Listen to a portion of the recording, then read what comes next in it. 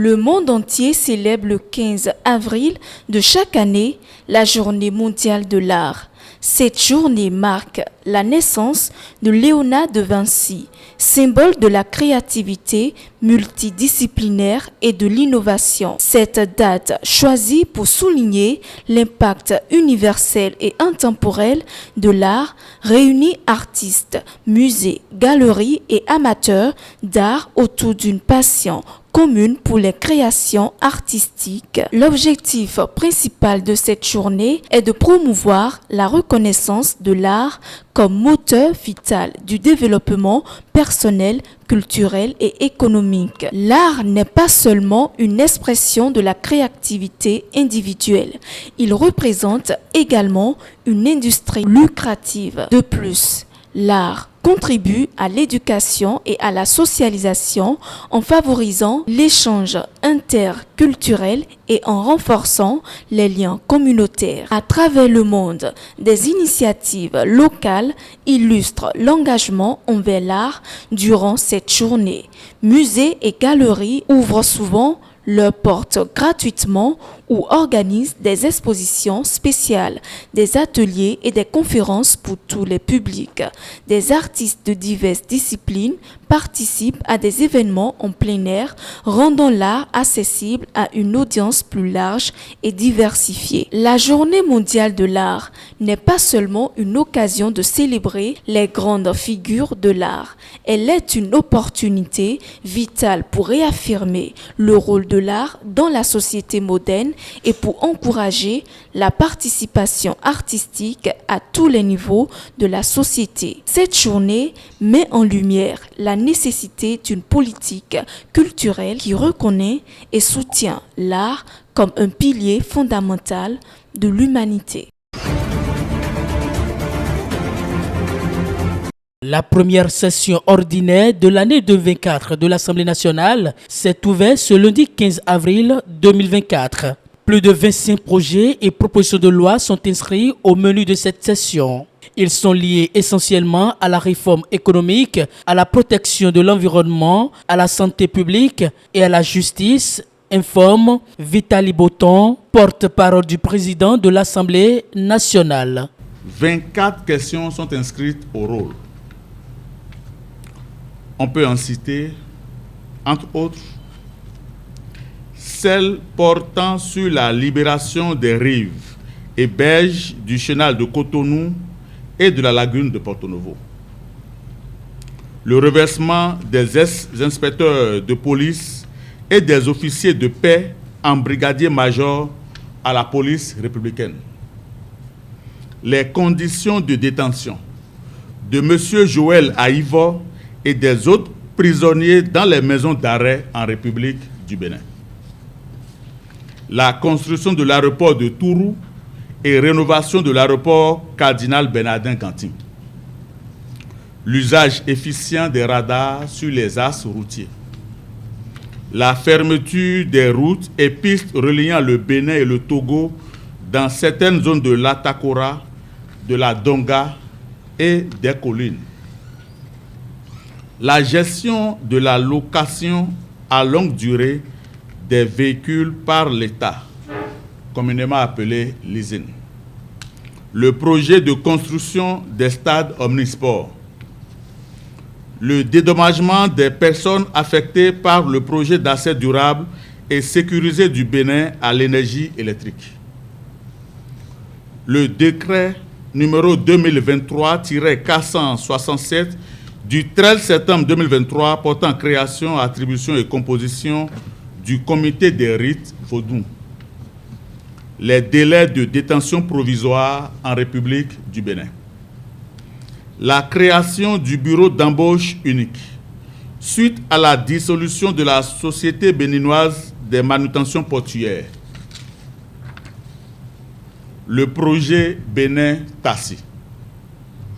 La situation des dialysés. L'interdiction de visite au professeur Joël Aïvo et à Madame Rikia Madougou. La libération des berges lagunaires. La fabrication et vente des boissons frelatées au Bénin. Je voudrais préciser, puisqu'il s'agit d'une session ordinaire, que certains points pourraient s'ajouter et d'autres pourraient être ajournés au regard des priorités de l'exécutif et des délibérations du bureau de l'Assemblée nationale après avis de la conférence des présidents.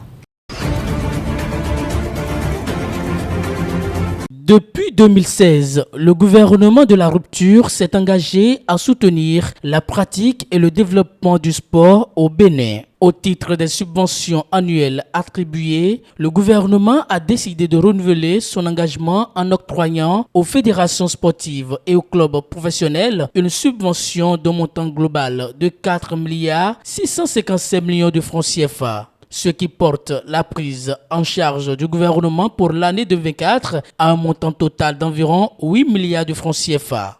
À travers ces subventions, le gouvernement de la République et son chef, le président Patrice Talon, marquent leur disponibilité à accompagner le développement harmonieux et ascendant du sport national.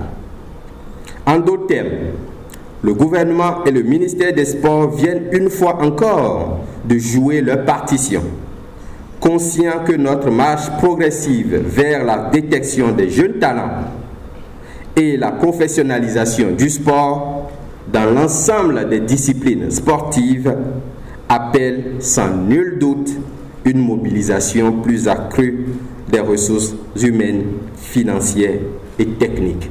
Désormais, avant de bénéficier d'une subvention, les fédérations et clubs devront répondre à plusieurs critères de dynamisation et d'évaluation, lesquels sont étalés au cours de cette cérémonie de remise de chèques aux responsables des fédérations et clubs sportifs. Ces critères sont au nombre de 10 pour les fédérations et de 4 pour les clubs professionnels. S'agissant des fédérations sportives, les critères au plan national sont la qualité de l'encadrement technique et de l'arbitrage, la qualité de la gestion administrative et du fonctionnement, la qualité de la gestion financière, la qualité de la gestion stratégique, la qualité de la gestion des ressources humaines opérationnelles, le sponsoring, la capacité d'organisation des compétitions, la démocratisation de la pratique sportive. Au plan international, ces critères tiennent compte essentiellement du niveau et du type de compétition et du rayonnement international. En ce qui concerne les clubs professionnels bénéficiaires des subventions, les 4 critères retenus sont relatifs à la performance sportive, à la gestion administrative, juridique, financière et du personnel. Un geste salué par les bénéficiaires. Pour nous tous, chaque fois quand nous attribuons les subventions, on se demandait c'est sur quelle base. Parce qu'on se dit pourquoi telle autre fédération a reçu plus que l'autre. Donc aujourd'hui nous sommes tous briefés et nous avons une boussole désormais pour mieux travailler et mériter les subventions désormais. C'est une très bonne chose, c'est une très bonne initiative et que nous ne saurions que encourager le gouvernement à continuer dans ce sens. Ces évaluations, je suis sûr que je travaillerai plus parce que mes subventions vont décupler. Donc je crois que nous remercions cette initiative parce que cette initiative viendra corriger des erreurs qui sont faites dans les subventions et à partir de ce moment, les fédérations vont travailler davantage et on aura de très très bons résultats, à coup sûr. En vue d'assurer une pérennisation des ressources allouées aux fédérations, le ministre des Sports, Benoît Dato, a annoncé la mise sur pied de mécanismes de suivi, d'évaluation et de contrôle de la gestion des finances publiques, la seule garantie d'un meilleur financement du sport dans le secteur public. La balle est désormais dans votre camp.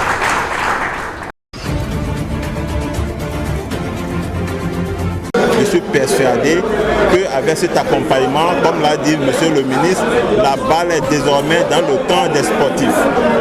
Nous sommes, nous avons les moyens, nous allons, autant que faire se peut, faire en sorte de faire rayonner le Bénin. Et qu'on parle du Bénin sur le plan mondial, notamment dans le domaine sportif, c'est une avancée majeure. Et nous voulons remercier au nom des sportifs béninois et particulièrement au nom des Paralympiens béninois, remercier le gouvernement pour son accompagnement. Vous savez, il y a innovation cette année parce que le ministère vient de nommer un conseiller technique au handisport. On n'a jamais vu ça. Cela veut dire que le handisport a aujourd'hui un conseiller technique auprès du ministre. C'est très important. Cela veut dire que le gouvernement, dans sa dynamique d'évolution du sport, tous azimuts, ne veut vraiment pas laisser les athlètes handicapés de côté. Et ça nous va droit au cœur. Le gouvernement nous donne les moyens, nous, athlètes handicapés, de contribuer et de montrer comment nous sommes capables, n'est-ce pas, d'apporter notre pierre à l'édifice, n'est-ce pas, du sport béninois. C'est très important. Je voudrais, au nom des Paralympiens sur ce domaine-là, dire merci au président de la République qui a su dénicher le ministre Dato qui vient avec son dynamisme. Et ça, je suis sûr qu'il y a de beaux jours pour le sport béninois.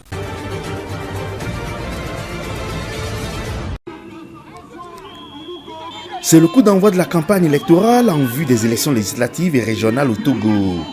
L'Alliance nationale pour le changement, l'un des partis de l'opposition, a lancé sa campagne en fanfare avec une caravane à travers les rues de Lomé.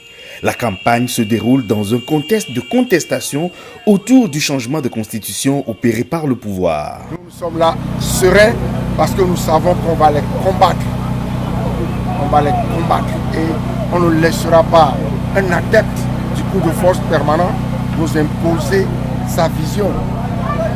Aux forces démocratiques républicaines, FDR, un autre parti de l'opposition, la question du changement de constitution constitue un enjeu pour ces élections. Nous voulons faire une vote sanction pour que, quoi qu'il fasse dans les urnes, nous allons les battre pour dire que la force est au peuple. Pendant ce temps, les partisans du parti au pouvoir UNIR ont également investi les rues à la conquête de l'électorat. Après avoir sillonné plusieurs artères de la capitale togolaise, ils ont tous convergé vers un point de chute pour écouter leurs responsables. L'enjeu est simple. Confirmer la confiance et le soutien du peuple togolais dans tout ce que nous sommes en train de faire. Mais en même temps, dire aux Togolais que nous serons à leur écoute et que nous allons agir pour améliorer et accélérer tout ce que nous avons fait jusqu'à présent. Plus de 2000 candidats issus de partis politiques et des indépendants se sont engagés à la conquête des 113 sièges de députés et des 179 sièges de conseillers régionaux. Ils ont 2 semaines pour convaincre plus de 4 millions d'électeurs.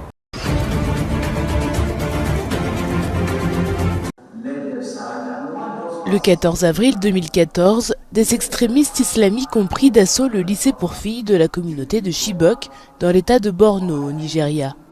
Ils ont enlevé 276 jeunes femmes qui se préparaient à passer des examens scientifiques. Cela a été difficile à certains égards, mais d'une certaine manière, ça a été aussi une bonne chose. Parce que sur les 10 ans, j'ai passé 3 ans en captivité. Car quand je suis revenue, vu que ma jambe s'est cassée sur le chemin depuis le jour même où nous avons été kidnappés, j'ai lutté avec cette douleur. Après mon retour, j'ai été opérée 4 fois, ce qui a été très difficile pour moi. Mais le bon côté des choses, c'est que ma 4e opération, je l'ai subie en Amérique, ce qui m'a permis de m'inscrire à un programme dans le cadre duquel j'ai passé mon bac et j'ai été admise à l'université là-bas. Dimanche, des militants et des personnes touchées par les enlèvements se sont réunis à Lagos, appelant à la libération des quelques 100 filles toujours en captivité. L'enlèvement de Chibok a été le premier enlèvement majeur d'une école au Nigeria. La vie n'est pas facile pour moi en ce moment parce que j'ai toujours rêvé de devenir quelqu'un. Je suis toujours passionnée par l'éducation, mais on me l'a refusée.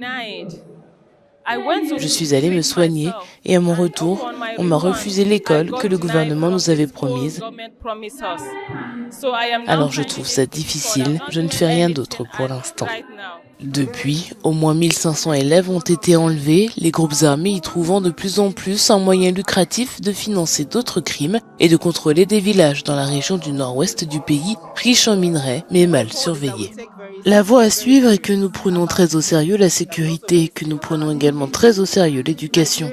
Le Nigeria est signataire de l'initiative pour des écoles sûres, mais nous ne la mettons pas en œuvre. C'est pourquoi nos écoles sont des cibles faciles et les ravisseurs ne peuvent pas seulement y entrer, ils peuvent aussi négocier le nombre d'entre elles qu'ils ramèneront. Il s'agit donc pour le gouvernement de donner la priorité à l'éducation et à la sécurité des Nigérians. Les lacunes en matière de sécurité sont toujours présentes dans de nombreuses écoles. Selon une enquête récente du Bureau nigérian de l'Agence des Nations Unies pour l'enfance, seulement 43% des normes minimales de sécurité telles que les clôtures et les gardes sont respectées dans plus de 6000 écoles étudiées.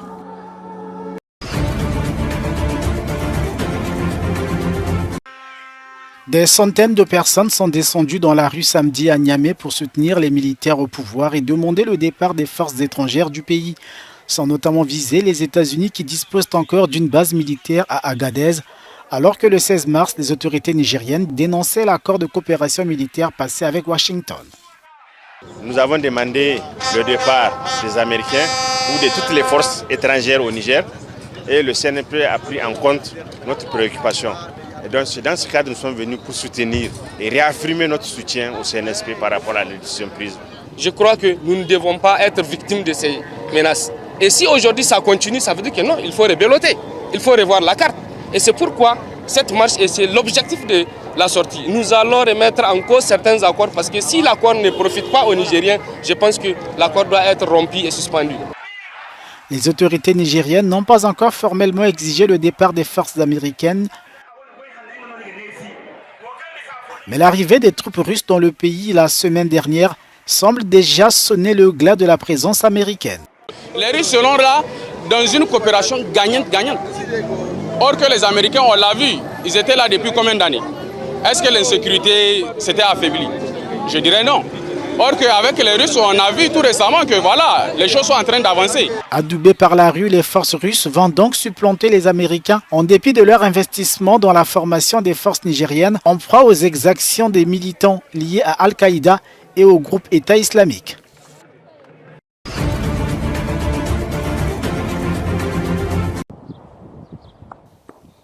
Cela fait maintenant 1 an que la guerre au Soudan entre l'armée du pays et les forces de soutien rapide fait des ravages. Le conflit a fait des milliers de morts et contraint 8 millions de personnes à quitter leur foyer pour se réfugier dans des zones plus sûres au Soudan ou dans les pays voisins selon les Nations Unies. 6,2 millions de personnes ont été déplacées dans le pays. Près de 2 autres millions ont franchi les frontières et quitté la région, ce qui a également eu un effet déstabilisateur sur les pays voisins. La situation de la sécurité alimentaire est notre plus grande préoccupation à l'heure actuelle. La famine et les décès ne sont pas les seuls ravages de cette guerre. Les experts ont mis en évidence l'augmentation des actes de violence, harcèlement et agressions sexuelles.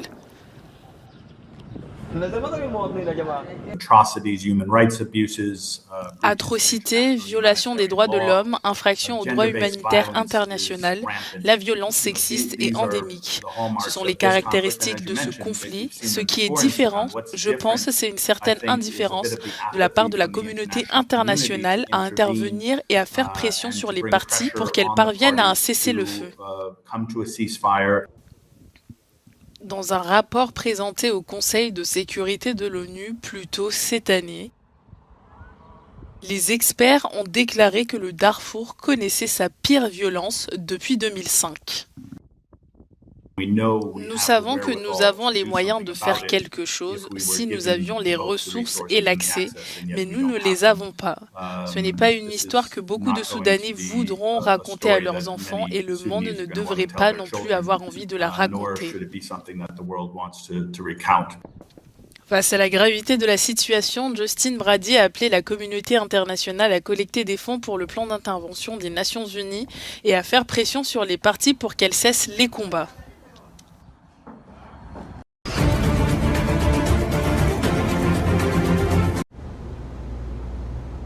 L'armée israélienne affirme que l'Iran a lancé une attaque de drone contre le pays samedi soir. Information confirmée par des médias iraniens qui évoquent une importante opération menée par le corps de gardiens de la Révolution contre des cibles situées dans les territoires occupés. Le Premier ministre israélien a, dans un message à la nation, salué le soutien des Occidentaux à son pays tout en rassurant sa population. Nous apprécions la position des États-Unis aux côtés d'Israël, ainsi que le soutien de la Grande-Bretagne, de la France et de nombreux autres pays. J'ai établi un principe clair, quiconque nous frappe, nous le frapperons. Les États-Unis ont déjà exprimé leur soutien total aux efforts israéliens contre l'Iran. Joe Biden a annulé son congé de fin de semaine et est retourné d'urgence à Washington pour des échanges avec ses conseillers en sécurité.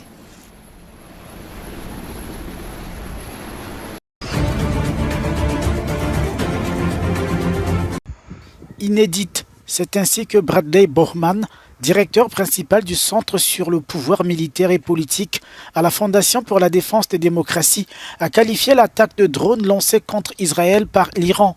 Au moins 200 drones et missiles ont été mobilisés.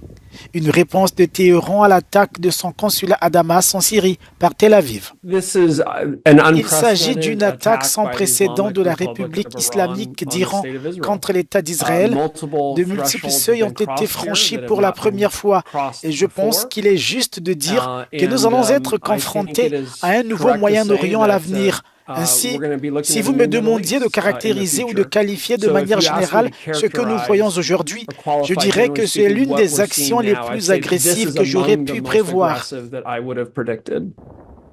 Le porte-parole de l'armée israélienne a déclaré que la plupart des drones avaient été interceptés en dehors des frontières d'Israël, mais l'expert attend désormais l'attitude d'un pays blessé dans son amour-propre. Israël va ressentir le besoin de réagir parce qu'il s'agit d'une ligne rouge qui a été franchie, parce que c'est un nouveau seuil. Israël ne peut pas accepter un statu quo alors que l'Iran a toujours manifesté son mécontentement par une attaque contre Israël. L'expert attend aussi de voir comment les États-Unis vont réagir à l'attaque contre leurs plus proches alliés au Moyen-Orient.